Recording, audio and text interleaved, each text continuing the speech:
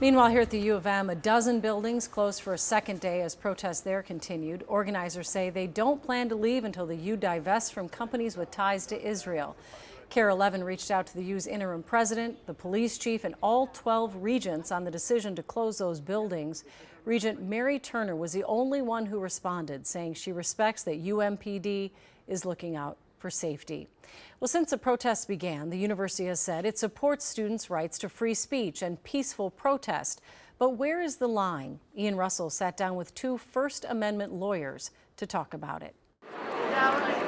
Quiet at the U of M encampment. We've had quiet time. People have been studying for finals. Quiet like the buildings surrounding it. We are not in control of that. The people who are causing the shutdown are the people in charge. A quiet campus now.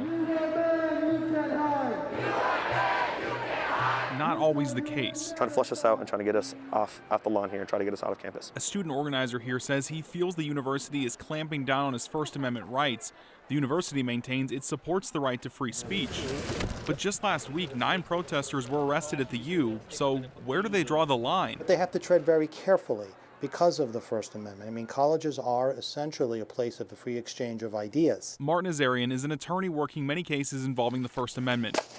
He says the First Amendment does protect the right to free speech and to gather for the demonstrators as long as they stay peaceful. If the police have to use force to essentially rein in the protesters to preserve life, liberty, property, things of that nature, then we begin to encroach upon the area of criminal law or criminal activity. And that would be very bad for the protesters. That could also apply to what they're saying.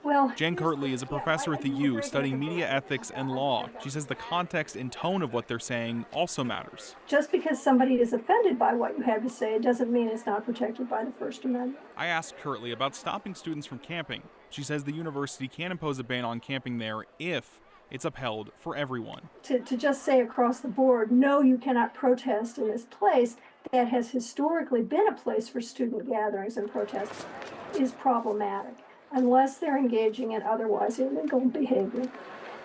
Now, the U sent out an email to students, faculty, and staff saying they reiterate their commitment to freedom of expression, including the right to peacefully and lawfully protest. They go on to say that's not only protected by the First Amendment, but a core value of the university.